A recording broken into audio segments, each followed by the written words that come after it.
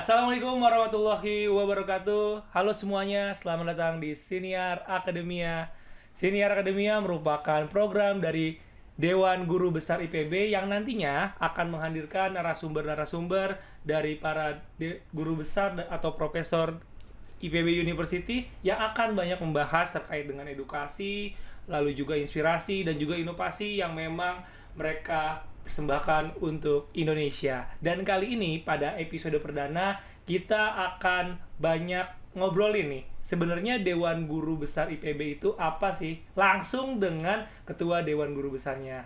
Oke, sekarang kita bersama Prof. Evi Damayanti. Halo Prof, gimana kabarnya? Baik, alhamdulillah Mas Majid. Alhamdulillah juga. Bagaimana? Sehat juga. Baik Prof. Nah, kalau misalkan berbicara tentang Dewan Guru Besar, sebenarnya ini apa sih Prof? Karena pasti kalau misalkan teman-teman mahasiswa IPB tahu ada profesor di IPB, tapi Dewan Guru Besar itu apa gitu? Ya. Baik, untuk kesempatan ini saya akan sedikit gitu ya memberikan pengenalan mengenai Dewan Guru Besar IPB. Karena kalau tidak kenal kan maka tidak sayang. Benar sekali.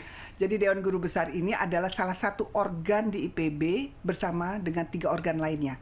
Ya, 3 organ lainnya mungkin sudah kenal ya, rektor, kemudian senat akademik, dan majelis wali amanat. Jadi satunya lagi adalah Dewan Guru Besar. Nah, Dewan Guru Besar ini sesuai statuta IPB adalah adalah organ di IPB yang menjalankan fungsi pengembangan akademik, kemudian pengembangan keilmuan ya di IPB begitu. Baik. Lalu kalau misalkan di Dewan Guru Besar itu apakah ada strukturnya gitu Prof? Komisi-komisinya boleh diceritakan nggak Prof? Iya, jadi di IPB ini sesuai dengan statuta ya, statuta 66/2013 ini sudah di sana ada dijelaskan apa saja tugas-tugas dari DGB, dan salah satunya adalah di dalam melaksanakan tugas-tugasnya DGB bisa membentuk dipimpin oleh ketua ya dan sekretaris, membentuk komisi dan panitia ad hoc. Nah, di sini komisi kita ada 4 komisi. Komisi A, Komisi B, Komisi C, dan Komisi D. Komisi A ini kalau singkatnya adalah terkait dengan pengembangan jati diri bangsa, jati diri IPB, begitu ya, pengembangan akademik. Kemudian kalau untuk yang Komisi B terkait dengan pengembangan strategi keilmuan, pengembangan keilmuan. Nah, kemudian untuk yang di Komisi C ini kepada pengembangan pendidikan, karya ilmiah begitu ya, karya ilmiah, pengembangan keilmuan dan karir dosen. Sedangkan Komisi D terkait dengan etika. Gitu. Etika, pengembangan etika. Nah, setiap komisi dipimpin oleh ketua dan sekretaris komisi. Nah, siapa yang menjadi anggotanya? Nah, kalau di IPB ini uniknya ya, semua guru besar adalah anggota Dewan Guru Besar IPB. Jadi ya, dan satu catatan lagi dengan SOTK yang baru, dengan ketentuan yang baru yang telah melaksanakan orasi ilmiah guru besar. Jadi kalau kami itu namanya bukan pengukuhan. Mungkin Mas Majid dengar ya, pengukuhan guru besar gitu ya kalau di universitas lain. Iya. Kalau di IPB tidak. Orasi ilmiah guru besar. Kenapa? Karena ya sebetulnya dengan SK yang sudah diberikan oleh pemerintah, kami sudah kukuh begitu ya. Tetapi ini adalah pengembangan diseminasi dari pemikiran para guru besar baru. Makanya namanya orasi ilmiah guru besar. Baik.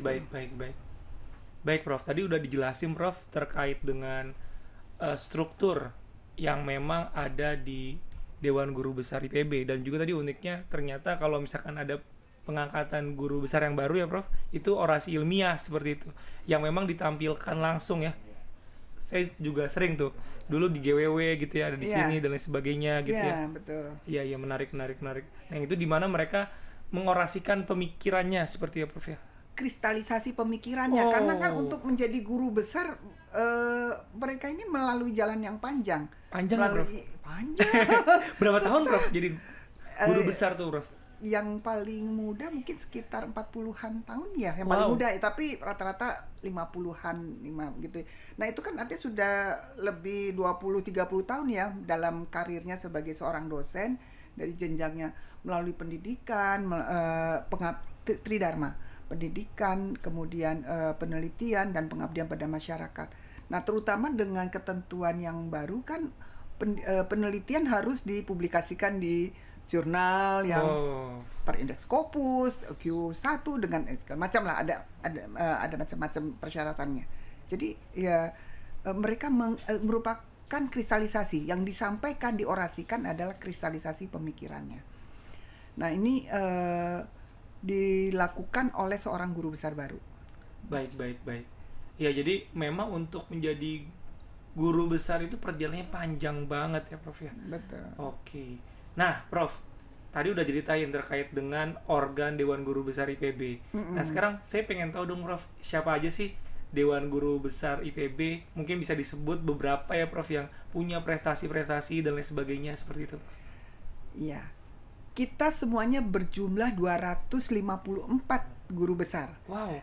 Terdiri dari guru besar aktif, kemudian maksudnya guru besar aktif itu adalah yang mempunyai NIDN, mungkin itu nomor induk nasional, nomor induk dosen nasional. Kemudian guru besar emeritus.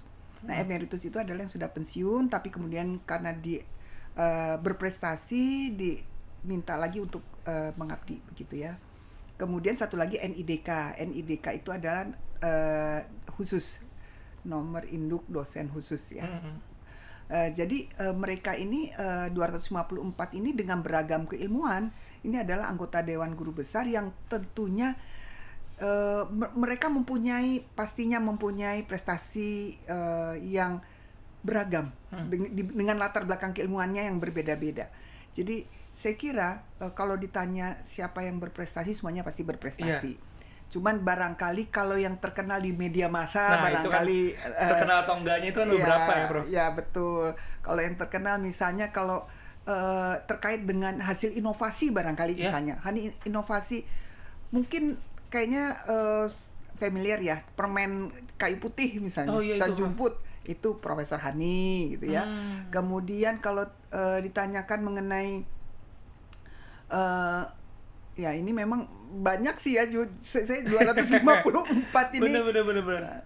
Ya, kalau mengenai misalnya terkait dengan cabe, Profesor Syukur gitu kan. Iya. Cabenya ada yang pelangi lagi. Ada yang pelangi. Keren gitu banget beliau.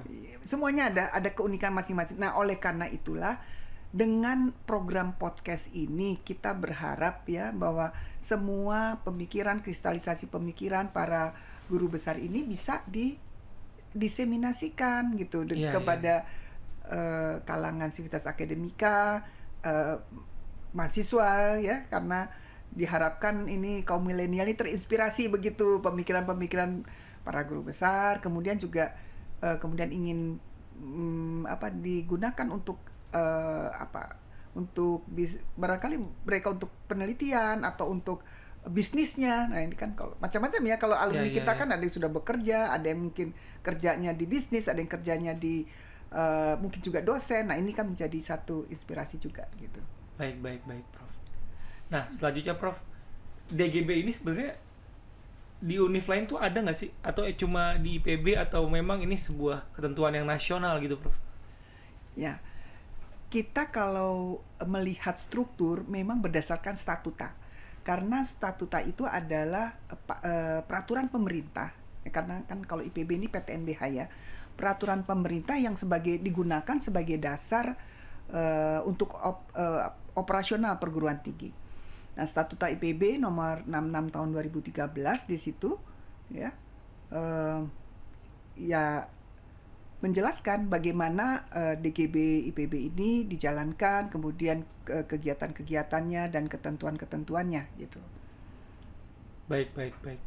Selanjutnya Prof, Dewan Guru. Mungkin saya belum selesai tadi ya. Yang ditanyakan kan gimana kalau dengan universitas lain? Benar. Nah, penasaran tuh saya. Iya, karena kalau di universitas lain, menurut informasi catatan kami, yang merupakan organ, sama-sama organ. Jadi organ itu artinya dia setara ya. Statusnya organ gitu ya. Iya, rektor, senat akademik, MWA, DGB.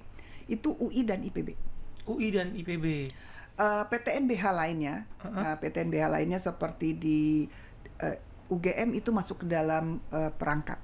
Dia bukan organ, dia perangkat. Kemudian kalau di ITB namanya forum guru besar.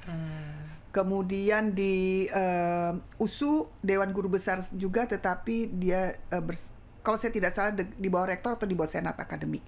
UPI Universitas Pendidikan Indonesia juga demikian. Unhas Dewan Profesor. Nah, beberapa yang 5 terakhir itu Dewan Profesor namanya. ITS Dewan Profesor. Baik. Kok ada guru besar ada profesor ya? Nah, oke, itu bedanya apa, Bro?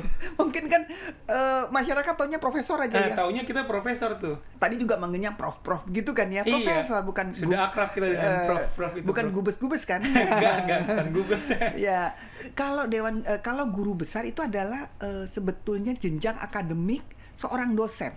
Oh. Jadi dari dia masuk pertama adalah asisten ahli, kemudian lektor kepala, baru guru besar. Oh, jadi namanya jabatan. itu guru besar. Guru besar itu jabatan akademik. Tapi dia nggak ada di nama ya. Kalau Prof kan ada di nama tuh, Prof. Oh ya. Prof Evi gitu kan. Ya, betul. Bukan guru besar Evi, bukan gitu. Oh, ngerti, itu kayak jabatan gitu. Itu jabatan akademik. Nah, bisa dipanggilnya mungkin ya tadi kebiasaan kan profesor ya. Jadi sebetulnya guru besar profesor itu sama begitu. Baik. Artinya profesor itu belum tentu guru besar, tapi kalau guru besar itu profesor. Bener gak, Prof? Iya. Bener kan? Iya. Karena emang ada profesor yang memang mungkin gak ngajar gitu kan? Ya, mungkin itu kalau ketentuan dari guru besar ya harus ngajar ya. Oh iya, paham. Jadi paham nih bedanya. Baik. Meskipun di dalam undang-undangnya itu juga guru besar atau profesor gitu ya. Tetapi ini kita kaitkan dengan perguruan tinggi, yaitu adalah guru besar atau profesor. Gitu. Baik. Nah, Prof, tadi saya penasaran, Prof, terkait dengan organ. Kan ada di IPB itu ada rektor tadi, Dewan Guru Besar, senat akademik sama MWA. Yeah. Nah, itu kan kita taunya selama ini, saya khususnya yang pernah jadi mahasiswa IPB, rektor doang gitu, Prof. Nah, itu gimana, Prof, terkait dengan fungsinya dan posisi dari Dewan Guru Besar sendiri dari keempatnya? Baik, kalau secara rinci itu ada di dalam statuta, tapi saya ingin menjelaskannya dengan bahasa yang sederhana saja, ya, biar bisa dimengerti. Rektor sebagai organ untuk eksekutif ya, jadi dia operasional. Keputusan yang sifatnya eksekutif, jadi langsung action. Oke, paham. Kalau di pemerintah tuh menerima mahasiswa baru, menjalankan proses pembelajaran, ya kan, termasuk membangun gedung, misalnya gedung-gedung baru. Itu rektor yang memutuskan. Rektor dan jajarannya. Kan rektor ada wakil rektor, ada kepala pusat, lembaga ya, dan macam-macam. Ya, termasuk kita yang ada yang baru di Taman Kencana LKST kan, itu. Iya, paham. Nah, itu rektor. Jadi eksekutif lah, katakan begitu. Senat akademik adalah organ yang terkait dengan, yang membedakannya ya, ini prinsipnya adalah terkait dengan kegiatan akademik. Kegiatan akademik, tapi sifatnya peraturan atau payung hukum. Jadi rektor itu akan melaksanakan kegiatan akademik dengan payung hukum dari senat akademik. Oh, jadi kalau misalkan ada kurikulum baru nanti kan sebagainya itu harus didiskusikan dengan senat akademik. Persetujuan senat akademik. Jadi kalau misalkan rektor mau mencanangkan adanya hal-hal yang baru terkait dengan akademik harus disetujui dulu sama senat akademik. Betul. Itu terkait kurikulum, terkait pembukaan program studi baru. Oh, jadi kalau misalkan ada yang kemarin FK tuh, Prof? Iya, harus disetujui dulu. Dibahas di senat akademik. Senat akademik memang kalau PTNBH kan punya semacam keistimewaan boleh membuka dan menutup ya program studi baru, tetapi tetap ini di dalam struktur di IDPB dibahas di senat akademik. Nah, kemudian kalau majelis wali amanat yang membuat peraturan payung hukum untuk non akademik, keuangan, Oh. Kalau gedung-gedung itu ke MWA. Aset, ya, Oh. aset bisnisnya IPB misalnya. Oh gitu, paham. Ya. Jadi non akademiknya. Tapi kadang-kadang kita juga susah ya antara membedakan akademik dan akademik karena sekarang semakin ini ya membaur ya. Iya, karena saling berkaitan Ya, gitu ya. kayak misalnya penelitian inovasi untuk akademik tetapi juga untuk bisnis misalnya Benar. kan. Iya, paham. Tetapi ya kita membedakan seperti itu. Nah, kalau DGB apa?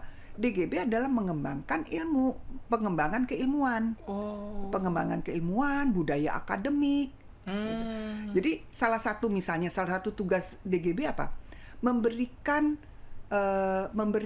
solusi atau menawarkan pemecahan terhadap suatu persoalan, baik persoalan di IPB maupun yang di Indonesia atau internasional. Nah, itu pernah nggak Prof ada permasalahan yang ditangani gitu Prof? Baru saja kemarin. Apa tuh? Terkait dengan lonjakan harga. Yang ini lagi seru nih ya, lagi lonjakan seru harga. kan. Nah, makanya itu minta tolong untuk pemikirannya seperti itu Prof. Kita kan memberikan pemikiran ini baik diminta atau tidak diminta. Pasti diberikan kalau ada isu. Iya, jadi kita sebagai salah satu kepedulian dari para guru besar IPB yang mempunyai keilmuan, ya kan? Ini mempunyai keilmuan membahas mengenai itu. Kemarin melakukan 2 kali diskusi terpusat ya, FGD, kemudian membuat rekomendasi kebijakan. Nah, rekomendasi kebijakan ini tadi juga sudah disampaikan lewat ini podcast juga nih, nanti mungkin setelah ini ya nanti bisa disampaikan. Nah, rekomendasi kebijakan ini kemudian diserahkan ke RI1, ke Mensesnek, kemudian ke Badan Pangan Nasional yang baru, Satgas Pangan itu ya. Jadi yang terkait ya, jadi yang terkait itu. Baik. Oke Prof, terima kasih tadi penjelasannya ya Prof terkait dengan organ yang ada di IPB. Jadi paham nih saya beda-bedanya. Selama ini saya taunya ada rektor, ada ini, ada itu, tapi nggak tahu fungsinya apa sebenarnya. Sekarang clear nih.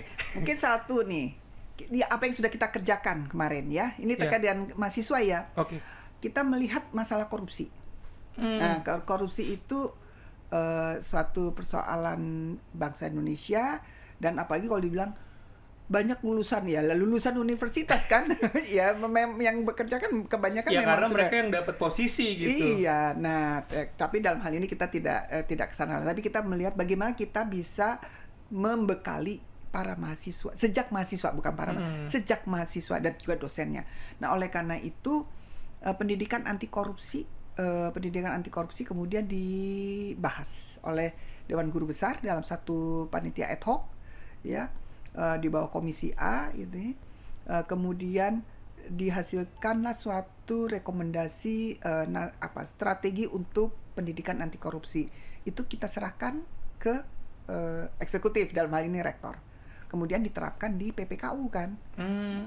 Udah diterapkan tuh Prof? Sudah kami berikan dan ini sedang dalam proses dengan WR1. Itu nanti metode pengajarannya itu lewat matkul atau gimana Prof? Iya, itu di situ di strategi itu disampaikan lewat mata kuliah ataupun lewat mata kuliah PPKN ya. Nah, di situ ada dua topik diperkaya, atau kemudian lewat kegiatan-kegiatan ekstrakurikuler, lewat misalnya pembuatan video anti korupsi, karena ada kemarin ya penawaran kepada para mahasiswa misalnya, atau mengembangkan budaya anti korupsi di kalangan mahasiswa. Misalnya bagaimana supaya mahasiswa tuh merasa malu kalau nyontek. Atau mahasiswa itu sebetulnya juga masalah waktu misalnya, itu kan juga termasuk ya untuk korupsi waktu misalnya. Baik. Nah, Prof, tadi itu kiprah-kiprah dari Dewan Guru Besar ya Prof. Kira-kira ada lagi nggak Prof? Iya. Yang nasional gitu. Yang nasional sebelum tentang lonjakan harga, kita membuat satu seri webinar, itu 8 kali webinar terkait dengan sagu. Jadi itu juga satu tahun 2020. Ininya ini suatu hal yang luar biasa juga ya, karena ini policy brief yang kita yang kita buat, kita susun dari 8 kali webinar. Dan di sini pembangunan sagu terpadu dan berkelanjutan. Bagaimana kita melihat bahwa persoalan pangan dengan fenomena climate change, ya.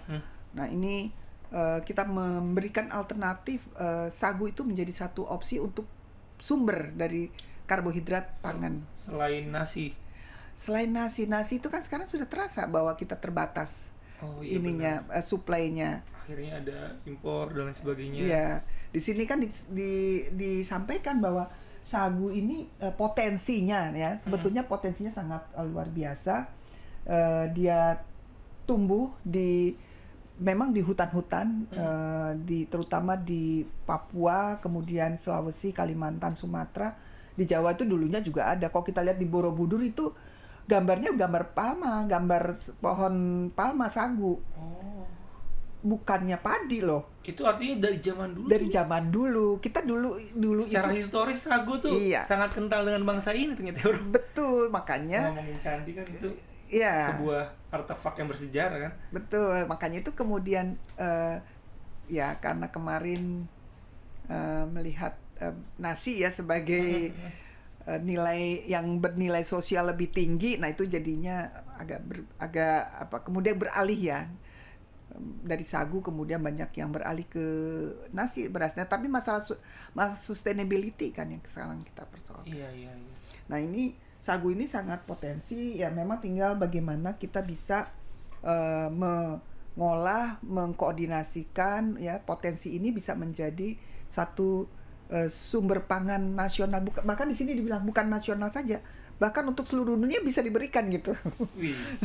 Karena ya besarnya, cuman ya ini memang mesti digarap, disediakan sarana prasarana. Oleh karena itu ada 8 kali webinar kita ini. Mulai dari semua aspek ini sudah dibahas. Dan ini diberikan ke RI 1, dan pada saat diberikan langsung oleh Pak Rektor yang memberikan, ini yang saya tunggu. Ya, senang sekali. Kemudian juga kita memberikan ke policy brief ini juga biasanya ini adalah hasil diskusi panjang ya. Para guru besar dalam satu panitia ad hoc mengenai Bogor Kota Berilmu. Wah, itu menarik juga itu. Kenapa tuh, Prof? Ini Bogor ini bisa menjadi kota berilmu gitu. Jadi artinya Bogor Science City. Seperti Tsukuba, Jepang. Iya. Jadi kan kalau positioningnya seperti itu, Prof. Kayak kalau Yogyakarta kan kota pelajar. Nah, karena Bogor kenapa kota berilmu? Karena di sini banyaknya jumlah lembaga-lembaga penelitian. Oh iya ya. Ya kan? Bener, banyak. Terus udah gitu Kebun Raya Bogor. Iya. Ya, lembaga penelitian banyak sekali di sini yang terkait dengan tanah, pertanian, geologi, geospasial di Cibinong. Nah, kemudian perguruan tinggi ada IPB. Oh iya. IPB di Bogor. Ya, itu. Benar. Oh, itu jadi memberikan pemikiran juga. Ya, kita sebut dengan policy brief ya. Jadi policy brief Bogor Kota Berilmu. Kita punya arsipnya. Jadi di sini, nah ini adalah ruang. Boleh dong ya? Boleh dikenalin, Bro. Ya, ini adalah ruang podcast kita ini sebetulnya dikelilingi oleh pemikiran-pemikiran para guru besar, hasil-hasil pemikiran. Jadi termasuk misalnya ini kalau boleh saya sampaikan, ini tantangan pemikiran guru besar IPB, tantangan generasi muda. Waduh, tantangan generasi muda dalam pertanian pangan dan energi. Itu buku kuliah PIP kan? Betul. Dulu sekarang ya, pertanian inovasi ya. Pertanian inovasi. Ini adalah pemikiran-pemikiran ini memang dari berbagai keilmuan yang ada di IPB yang kemudian kita berikan sebagai. Saya sudah baca selesai tuh, Bro. Sudah tamat ya, hatam. Jadi ujian kan, harus dibaca. Nah, kemudian ini coba yang ini ya, yang hitam nih. Nah, ini Komisi A, membangun integritas moral dan peneguhan kesujanaan sivitas akademika IPB. Ya, ini memang untuk tugasnya para guru besar sebetulnya. Jadi untuk membangun integritas moral, membangun kesujanaan itu scholar ya. Jadi kecendekiaan. Karena memang pengembangan keilmuan kan para guru besar ini. Oh, jadi memang tugasnya itu menelurkan terus pemikiran-pemikiran ya, Prof ya. Iya. Tadi untuk mengembangkan keilmuan. Mengembangkan keilmuan, Benar. mengembangkan budaya akademik. Budaya akademik artinya para sivitas akademika kan di sini, baik mahasiswa, dosen. Baik.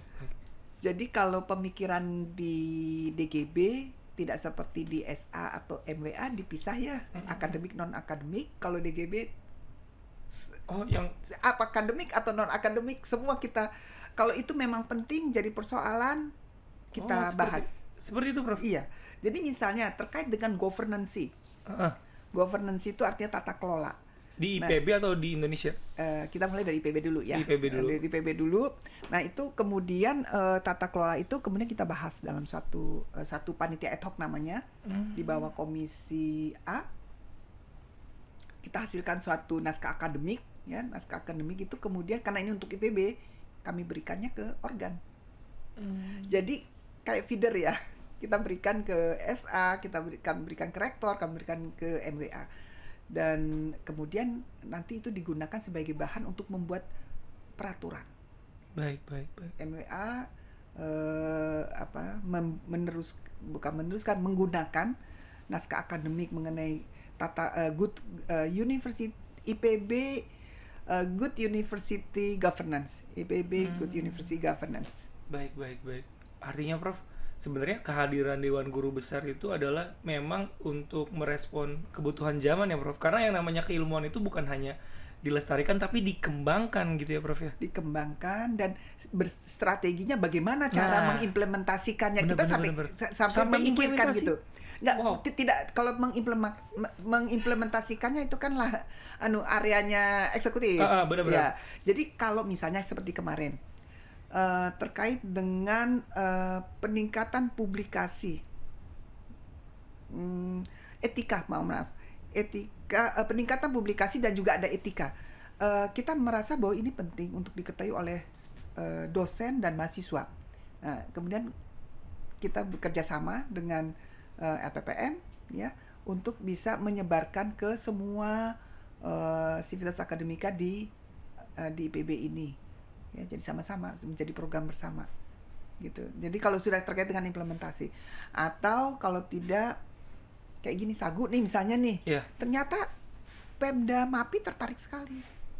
MAPI itu Papua. Kemudian dia datang ke bupatinya datang ke DGB. Ke sini, Prof. Iya, Ke Bogor. Ke Bogor. Minta tolong untuk bisa dibantu. Karena memang konsumsi sagu di sana emang udah ada kan, Prof? Sudah ada, ingin dikembangkan, dikembangkan. Karena potensinya ini masih lebih besar lagi, pemanfaatannya masih sedikit begitu. Nah, bagaimana bisa menjadi MAPI ya, karena ini Kabupaten MAPI ingin menjadi satu ikonnya MAPI begitu, sagu itu. Jadi datang ke sini minta untuk dibantu, dikaji, kemudian bagaimana strateginya. Nah, untuk itu ya karena udah keimplementasi kan tadi betul ya bahwa Dewan Guru Besar itu kan pemikir ya, mengembangkan keilmuan, budaya akademik. Oleh karena itu kita dengan rektor dalam hal ini WR 3 yang membawahi kerjasama ya, kemudian melakukan kajian itu. Tetapi tetap dibantu oleh kami gitu, karena kan kami ingin supaya terimplementasi tapi dengan cara yang sesuai yang sudah kita bahas. Dikawal juga, Prof, dalam penyelenggaraannya. Ya, kita tanggung jawab moral tuh. Iya. Moral ya. Gitu. Jadi ya mudah-mudahan kalau menurut saya guru besar itu adalah aset suatu perguruan tinggi. Dan itu kalau untuk IPB bersama-sama para guru besar ini bisa memberikan kontribusi untuk pengembangan keilmuan, tadi ya menegakkan etika, karena ini guru besar jadi etika, jadi harus memberikan contoh juga kan, menegakkan etika dan pengembangan budaya akademik. Itu 3 poin itu yang menjadi inti dari tugas Dewan Guru Besar. Baik. Dan itu sangat diperlukan sih untuk keberlanjutan institusi ini dan lain sebagainya, Prof ya. Iya, karena kita ingin lebih berkembang lagi kan. Benar. Memenuhi tuntutan zaman tadi ya, dengan adanya disruption dan sebagainya gini. Baik. Oke, Prof. Tadi udah ngomongin banyak terkait dengan kiprah Dewan Guru Besar IPB, Prof. Nah, tapi saya penasaran, Prof. Dewan Guru Besar ini itu dulu lahir tahun berapa, Prof? Apakah awal IPB langsung ada Dewan Guru Besar? Nah, belum tuh. Belum. Jadi kan IPB ini kalau menurut sejarahnya ini kan 1960. Itu menarik sekali tuh kalau kita bicara mengenai sejarah IPB. Tapi pada 1963 kan. Sebelumnya kan sudah ada sebetulnya cikal bakalnya IPB itu. Dia adalah fakultas di UI. Saudara tua kita ya, UI. Kemudian untuk pertanian di Bogor ini menjadi fakultas jadi Institut Pertanian Bogor. Jadi tadinya ini Fakultas Pertanian UI ini, IPB ini. Nah, belum ada itu yang namanya Dewan Guru Besar, itu belum ada. Kemudian kita berubah menjadi PTNBH, BHMN dulu, ini perubahannya BHMN. Kemudian sekarang menjadi PTNBH. Pada saat itu 2013 ya PTNBH ya. Jadi ini disinilah tentang Statuta Institut Pertanian Bogor. Ini 2013 di sini mulai adanya Dewan Guru Besar. Oh. Jadi sebelumnya apa? Sebelumnya Dewan Guru Besar tuh berhimpun dalam forum Guru aja. Besar Senat Akademik. Oh, paham. Semuanya dulu Senat Akademik adalah ya guru besar. Gitu. Tapi kemudian karena ya ada perubahan struktur menjadi perguruan tinggi negeri badan hukum, berubah strukturnya ya menjadi seperti itu. Nah, ini statuta ini sekarang sedang dalam proses untuk dikaji karena sudah mungkin kan 2013 dibuatnya. Harus diupdate lagi, Bro. Diupdate, ya betul sekali. Ini sedang, karena harus menyesuaikan dengan zaman. Salah satu di dalam statuta ini tugas DGB adalah bersama-sama rektor, MWA dan SA merubah rancangan statuta. Ya, jadi tugas itu bersama-sama gitu ya. Jadi 4 organ ini menetapkan perubahan statuta. Statuta yang terupdate. Ya. Sekarang sedang berproses. Lagi berproses. Untuk statuta yang baru. Iya. Ya mudah-mudahan melalui penjelasan ini mudah-mudahan ya lebih dikenal ya. Apa sih DGB itu? Iya. Mahasiswa juga tahunya sih kalau profesor tahu ya. Tapi benar. DGB itu apa ya gitu. Nah, itulah kiprahnya DGB. Oke. Jadi memang sudah lebih jelas sekarang ya posisi DGB dan juga fungsi-fungsinya tadi ya, Prof ya. Terkait dengan untuk membuat IPB tetap relevan seperti itu di tengah perubahan zaman. Insya Allah. Baik. Ada lagi, Prof, yang ingin disampaikan? Iya. Kalau kita sambil bercanda suka bilang. Gimana, Prof? Kalau guru besar itu sudah selesai urusannya dengan dirinya sendiri. Wih. Jadi sekarang yang difikirkan adalah untuk bangsa, untuk masyarakat, ya untuk alma mater tercinta. Benar-benar, dan ini terbukti. Wih, ini pemikiran-pemikirannya nih. Iya, luar biasa ya para guru besar ya di sini. Nah ini, Prof, ini ada nggak pemikirannya tuh yang bisa didapatkan gitu, Prof? Dibeli atau gimana? Iya, kita semua kan dicetaknya di IPB Press nih. Oh, jadi bisa dibeli di webnya IPB Press ya? Di IPB Press, atau kita sudah bekerja sama juga dengan IPB Press di webnya DGB. Websitenya DGB, iya. Itu beli fisik atau digital gitu, Bro? Kita minta yang ada memang fisik, tapi kita minta juga ada yang bisa e-book gitu. Iya. Sudah tadi saya coba buka misalnya itu yang tadi yang strategi yang ini kesujanaan ya, membangun integritas moral. Pas saya lagi cari di sini yang keluar itu. Iya, karena memang pemikiran ini perlu juga disalurkan gitu, didistribusikan. Iya, betul. Salah satunya lewat buku dan salah satunya lagi lewat podcast ini seperti itu. Nah, sebetulnya melalui YouTube juga. Oh, YouTube juga ada. Kan ada channelnya DGB. Nah, DGB itu kan melakukan webinar itu diupload juga. Dan itu terbuka ya untuk masyarakat, untuk terbuka. untuk mengambil kebijakan dan lain sebagainya, Prof. Iya, jadi kita berharap apa yang menjadi pemikiran ya, ini para teman-teman ini, para guru besar ini bisa merupakan kontribusi. Pemikiran kita ini menjadikan kontribusi untuk negara. Makanya tagline kita kan DGB IPB Pemikir Bangsa. Benar-benar. Baik, Prof.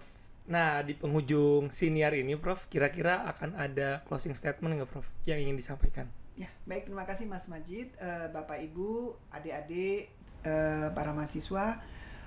Saya berharap bahwa pemikiran para guru besar, khususnya dari Dewan Guru Besar IPB ini dapat terdiseminasi ke semua halayak. Nah, untuk itu memang kita biasanya sudah melalui webinar, melalui penerbitan buku, tetapi kali ini kami melalui podcast, dan ini adalah siniar akademia untuk yang pertama. Nah, oleh karena itu kami berharap bahwa nanti dapat didengar oleh jangkauannya lebih luas lagi, bahkan bisa seluruh dunia, karena ini melalui internet ya, podcast ini, sehingga siniar akademia ini bisa benar-benar bisa membawa kemaslahatan umat manusia. Baik. Oke, teman-teman semuanya, kita sudah di akhir sesi. Tadi sudah dijelaskan bahwa nantinya akan banyak profesor-profesor dari Dewan Guru Besar IPB yang akan menjadi narasumber di Siniar Akademia dan menyampaikan pemikiran-pemikirannya terkait dengan masalah-masalah atau hal-hal yang memang menjadi peristiwa di Republik ini. Baik, cukup sekian dari saya. Kurang lebihnya mohon maaf. Wassalamualaikum warahmatullahi wabarakatuh. Waalaikumsalam warahmatullahi wabarakatuh.